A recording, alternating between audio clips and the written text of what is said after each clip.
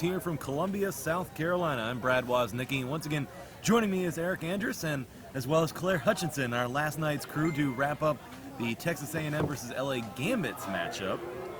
Now we have Penn State taking on Rochester United. Rochester United coming in as the 5 seed, Penn State coming as number 21 seed. Penn State came up with the victory over North Carolina, and that was somewhat surprising in a lot of people's minds. Absolutely. North Carolina had an interesting bracket yesterday, or pool play, and there's a lot of great stuff to watch today. Rochester United will be in the white, Penn State in the navy blue.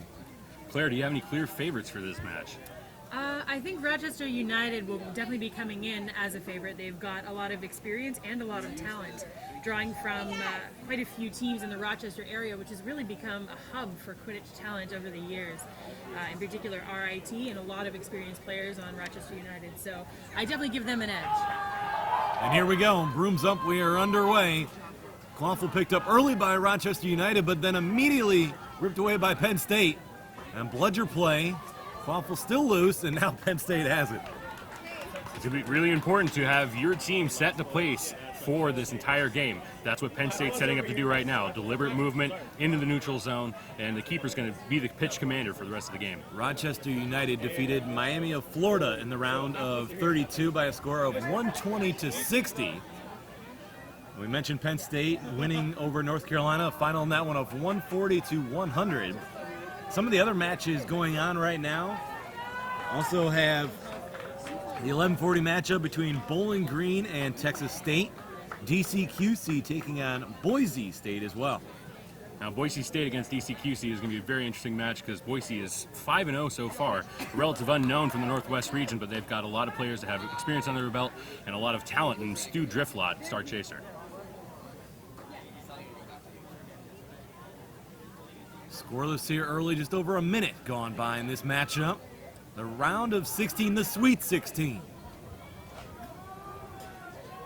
Rochester United continually coming up with the quaffle in the defensive zone for Penn State.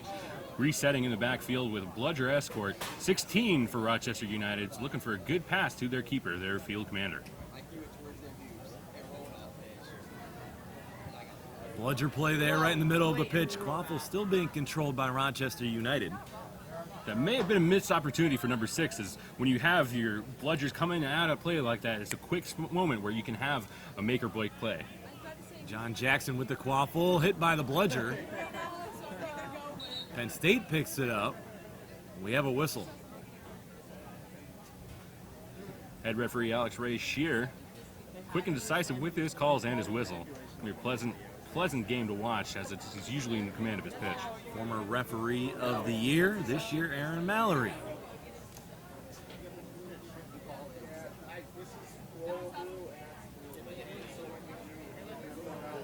This will be an interesting match to see some utility players trying out a couple different roles, particularly for Rochester with Pat Callanan in a beater now, himself with lots of keeper and chaser experience in the past.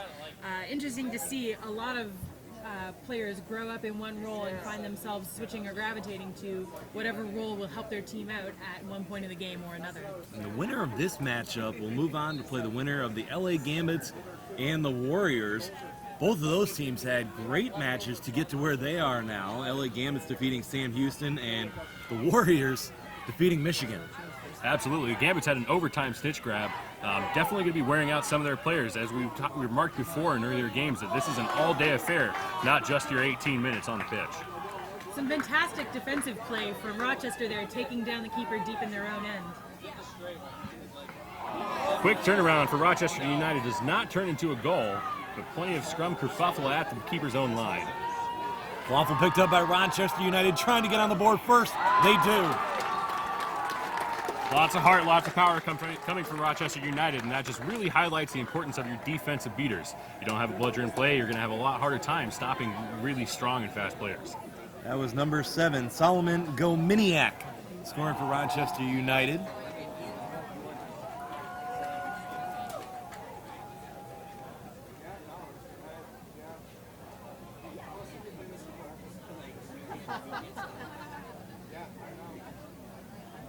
We will resume play here momentarily. Scheer with an explanation rather than a card for the player. Sometimes it's good to just make sure players know you are keeping an eye on something, and that's all the deterrent that's needed. The referee's calling this one tight early, 2.5 minutes gone by. At this level of competition, you have to expect out of the players that they should know the rules, they should know how to implement them, and they should know how to react to them. The referees, it's their one job to make sure that everybody's playing a fair game. But as players, it's your job to make sure you're playing a fair game. So a lot of back and forth here, but ultimately it's up to Alex. Quaffle controlled by Penn State. And that pass unable to connect. Bludger play will give it to Rochester United. Here they come. Quick break from the number 6 keeper from Rochester United. Off into the hands, and it's a score through the left hoop. Bringing the score to 20-0 here at 14:41 left in seeker play. And once again, that'll look like Solomon Gominiak. Mention number 6, John Jackson, helping set that one up. 3.5 gone by. Beater Josh Kramer now in for Rochester, formerly of RIT and the Rochester Whiteout. He will definitely be one to watch. He's a standout, very mobile, and definitely knows when to fake and when to throw. Rob Myers just bowling his way through for Penn State. Gets the assist. It was good! Quick bludger play from the defense on Rochester United, but looking from up here, it did not seem like it hit before the quaffle was released. The two-handed dunk from near the hoop, of course, having long been a staple of Quidditch, formerly referred to, sometimes colloquially, as the Sarah Hollow. And Jeremy Ross looked to be the one who scored the goal for Penn State. So no goal. We stay at 20-0. Earlier today, Brad, we've been seeing a lot of early bracket play with best teams coming out of yesterday's matchups. And already 3 minutes have elapsed from the seeker floor, and it's still only 20-0. We're going to have a lot lower scores here with more technical play and a lot of great defense preventing for more hoops. Devin Sandin now with the quaffle for Rochester. Coming up the right side, looking for that beater escort, and it arrives. They're looking like they have some good offensive backfield, but it's going to really depend on their defensive beaters for Penn State. Approaching the 13:30 mark. Agile number 88 for Penn State, shrugging off a defensive beater. And the goal is good for Rochester United, bringing it up to 30-0.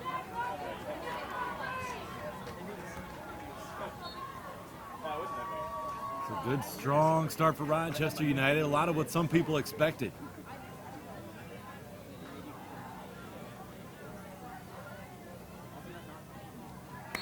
And Penn State does get on the board, much needed. Able to stay in snitch range. In the middle of this game, it's really important to have a quick answer, and that's just showing us that Penn State's still in it. Crowd really starting to pile in around pitch one.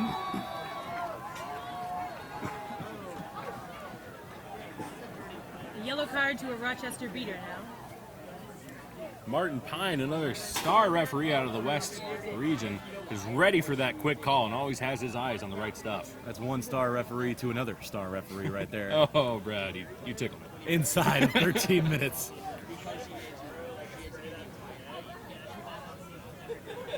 For those watching at home, the clock is just a countdown to the release of each team's seekers. Quidditch is not a time sport for the end, and it only ends when the snitch is pulled.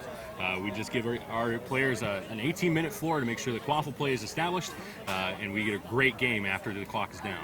We do have an early update. 20-10 Bowling Green leading Texas State right now. And even at 10 between Lost Boys and Texas A&M.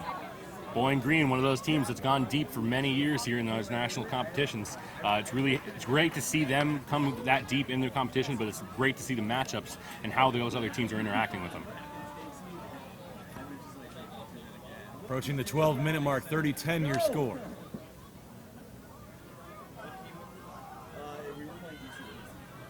Rochester United now working it up quickly after avoiding the bludger. Pass across the field, stolen away. Got a clear option there, but they just have a quick keeper in number 29 on Penn State. That was Jeremy Ross. That's 25 on Penn State, correction.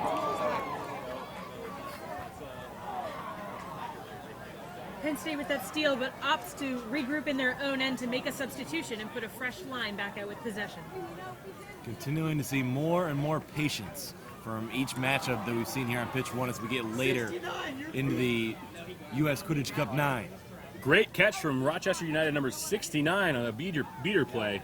Strong superiority coming through, and a quick beat and a shove from behind of Penn State there. Rochester United still able to pick it up.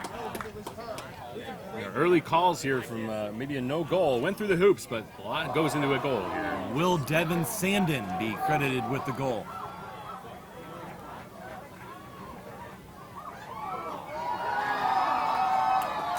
A lot of noise going on behind us. Devin Sandin, of course, known for his speed. Speed is a great attribute to have, particularly on day two, when the toll of the weekend can start to factor in some lag on your opponents. Still having that well of speed to tap into can put you over the top. On the pitch behind us, we have Texas A&M against the Los Angeles Lost Boys. Lost Boys, an early community team in the Los Angeles area. It's a great matchup behind us. 10-20? 10-20, 20-10 in favor of Lost Boys. Again, we're seeing a lot of these lower scores. It's harder matchups, harder competition, but great Quidditch either way. Penn State trying to make it a one-goal match.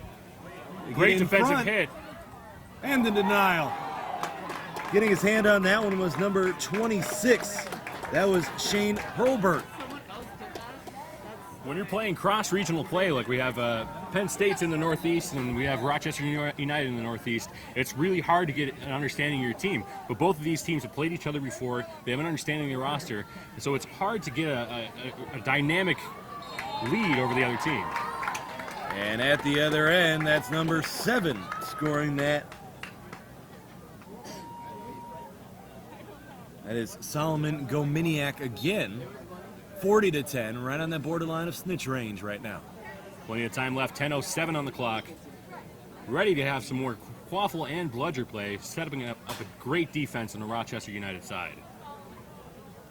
Breakaway from 22 on Penn State to the right side.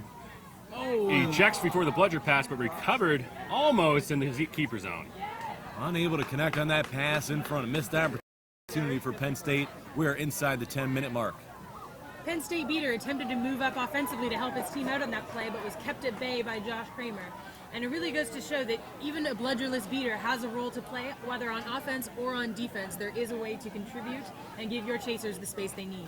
Absolutely. A lot of young teams don't really realize the role of an unloaded chaser or an unloaded beater, especially when coming to the 1.5 bludger rule or bludger strategy.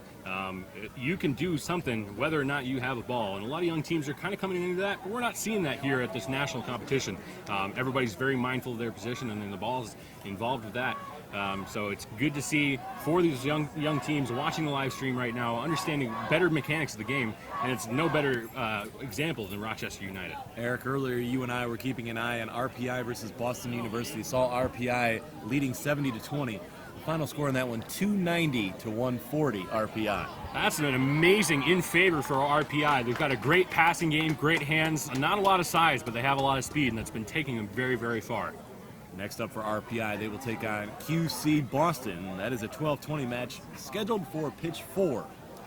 Coming into U.S. Quidditch Cup 9 this weekend, if you said that RPI was going up against QC Boston, you'd say, oh, clear favorite, QC Boston. But the way RPI has been handling themselves and handling the teams that they've been playing, it's going to be a hell of a matchup.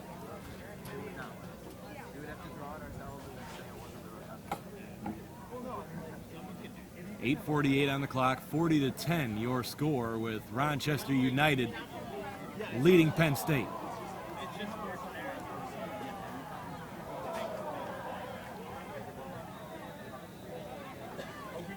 Yellow card for Penn State beater.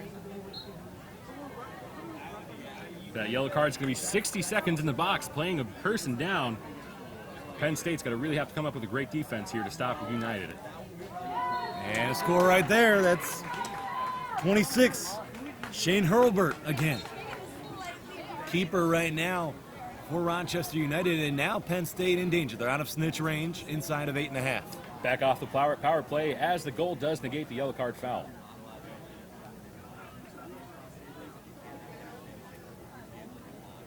beating, of course, a role very suited to Quidditch. Chasing can find roots in a lot of other sports and a lot of transferable skills.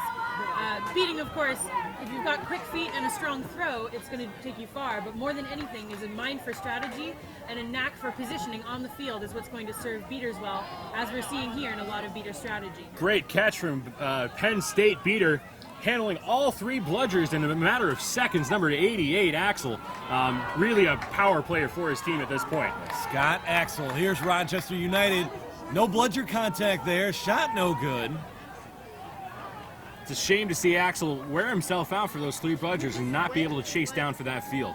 It's a great skill to have to be able to snipe chasers on their way to your hoops, but you really have to close the distance and get the momentum behind your ball in that throw. Hurlbert and Gagne now both on for Rochester. They've had quite a lot of chemistry together over the years. It's great to see people learn how to play together and then find their niche at the top of their sport. Just over 7 minutes on the clock, 50-10 your score. Bludger superiority here for Rochester. Quick beats means a quick play, but number 32 for Penn State is still field commanding, looking for that passing option. A quick reminder that the LA Gambits will take on the Warriors next up right here on Pitch 1 on the U.S. Quidditch live stream. 2 formidable community teams, as we've seen a rise of community teams here in the Quidditch world, especially those for you're just tuning in. Community teams are a great option to play after college because Quidditch just hooks you in. You're Penn State right now. You've got 1 goal on the board. What adjustments do you want to see them make offensively? Better communication, both from their beaters and their chasers. They know what their assignments are and how they need to get there, but they need to be able to play with their team and adjust to what the other players are and not just focusing on their own assignments. And what have you seen that has worked to the success for Rochester United? Rochester is doing the communication. We've had some great bludger control over on their defensive keeper zone. They're playing the 1.5 beater strategy, bludger strategy right now, picking it back up. When you have that extra bludger at home ready for you when you come back, it's nice to go offensively and try and mess with their beaters. Inside of 6 minutes.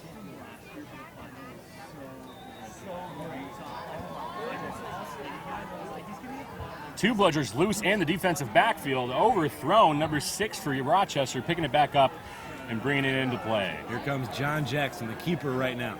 All 3 bludgers are in the Rochester zone, and that's going to give immunity if one of them gets picked up. That's a beat for Axel on Penn State, and Rochester is just commanding those bludgers.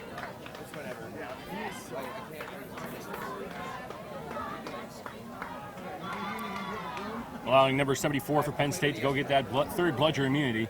When your team has none, the other has 2. You have right to that 3rd bludger.